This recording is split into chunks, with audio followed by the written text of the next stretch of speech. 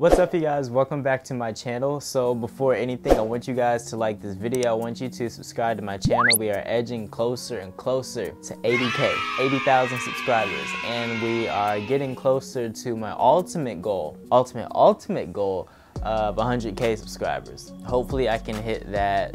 It's August now, September, maybe October. So I should get it in October. Do not forget to turn on my post notifications so you will never ever, hopefully never miss one of my posts. YouTube has been acting really funny lately where people haven't, even people that have my notification bell turned on, they haven't been getting notified for my posts. It's weird. I had to sit back, reevaluate some things. I basically built my channel off of these sit down, talking, informative videos, these kind of videos, and my twist out tutorial. Funny thing now is a year later and I really don't like doing twist outs in my hair. But yeah, that was the foundation. That's what I built my channel on. I basically stopped doing videos like that because I felt like I basically did everything except talk about the very basics. For people who are new to the natural hair community or people that have really been trying to wear their hair natural for a couple months now, you know, when you're introduced to this, you don't really know how to do your hair, you don't know where to go, you don't know what products to use.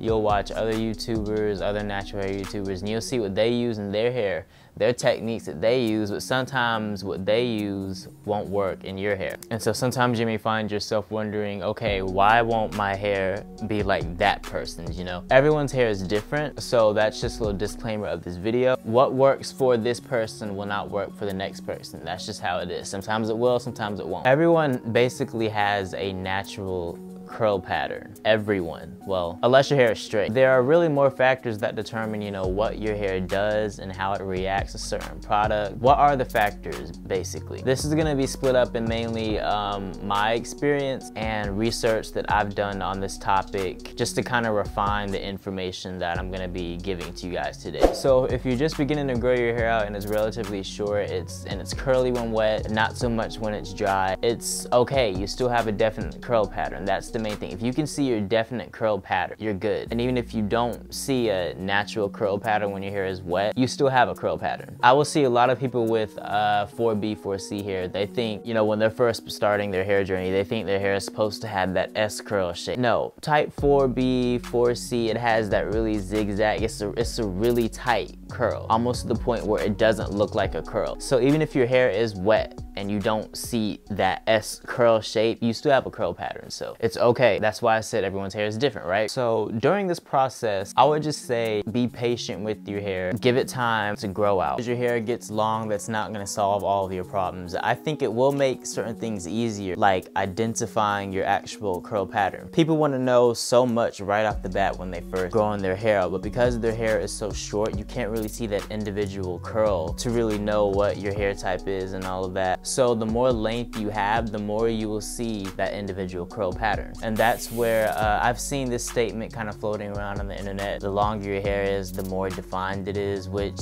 in retrospect, it's kind of true. Longer hair does not make your hair defined. It's just when your hair is longer, you can see more of that curl pattern. So in the meantime, if you're doing stuff like, you know, no sulfate shampoo, you're shampooing, conditioning your hair, deep conditioning your hair, if you're doing all the right things, you're taking care of your hair, and you still don't see that definite curl pattern when it's dry, it's okay. Give it time. Honestly, I feel like as your hair grows out, you'll be able to understand it more and more anyway. A trick I did once was I shampooed and conditioned my hair like I usually would, and then I rinsed out all the shampoo and I just let my hair dry naturally. I just let it air dry. From there, I was able to see my natural curl pattern without any product in it, you know, no styling creams, no gels. There's this website called Naturally Curly, and they have plenty of discussion forums, they have articles, and they have this chart which will help you determine your hair type and your porosity, which is equally important. From there, I just compared my hair with the hair that I saw on the charts, and so that's how I was able to register in my head that I have 3C and 4A hair. So I think that's relatively easy. People can kind of pinpoint what their hair type is exactly, but then sometimes they just leave it at that. After that, you've got to gotta figure out what your hair porosity is, which, like I said, it's equally important. The reason why you need to know what this is because your hair porosity is what determines how your hair absorbs moisture and how it absorbs these products. Basically, it determines how your hair will look in, you know, the finished product, aka when it's dry. So I've seen it a lot. People will ask me what products do I use, or they'll ask me what my hair type is, and that's cool and all, but if you're gonna ask someone those questions, don't forget to ask them what their hair porosity is. So even if you have a similar hair type to someone else and they tell you, oh, they use Shea Moisture Curl Enhancing Smoothie, but their hair is low porosity. You may also have type 3, type 4A hair, but it's high porosity. That Shea Moisture Curl Enhancing Smoothie is not gonna work the same on your hair like it does their hair. Porosity determines your intake for your hair, basically. So there are 3 types of porosity. There is high, medium, and low. I'm not gonna get into full detail for all 3 porosities because I will leave the link Naturally Curly in the description box below. They have plenty of information for you guys. I just use that for reference in this video so I can kind of guide you guys to more information, because I don't want to sit here and talk about basically the same thing, have this be like a 12 to 15 minute long video when all the information is right there at your fingertips. Basically, to sum up the 3 porosities, high porosity hair is when the cuticles, you know, the cuticles in your hair are raised up so it's easy to deposit moisture into your hair, but because those cuticles remain raised up, that moisture easily escapes right through the cuticle.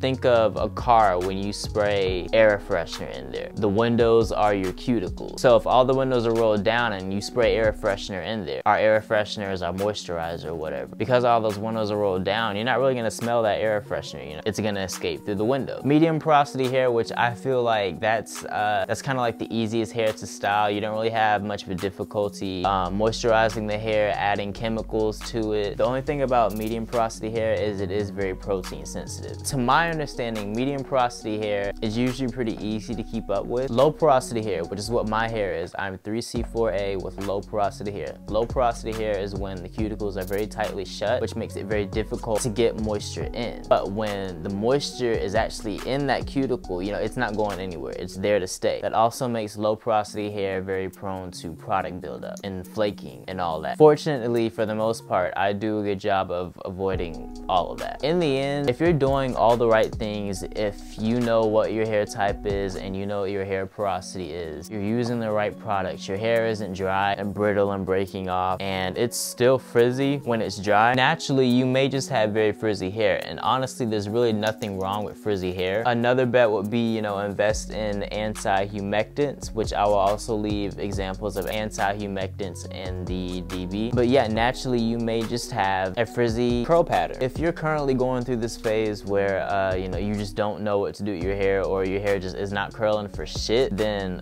comment down below. Maybe someone, if I can't get to you, maybe someone else in the comment section, they can kind of guide you through what you're doing or what they did with their hair. Or maybe you're like me, when your hair was shorter, you didn't really know what you were doing and your hair just wouldn't hold its curl pattern, and you just kind of, you figured everything out. Because that's how I am. I didn't know what I was doing with my hair, and then just out of nowhere, I just figured everything out. I found out what worked best for my hair. If you're that person, then, you know, help a brother out, help a sister out. That's gonna bring this video to an end. Hopefully this will be a very short video. I didn't want to make this video too long. I will leave plenty of information in the DB below. If you enjoyed this video, if you learned something, give me a big thumbs up. Subscribe to my channel, it really helps a lot. You guys know, just do all that good stuff. So I just want to thank you guys for watching, and I will see y'all in a couple days.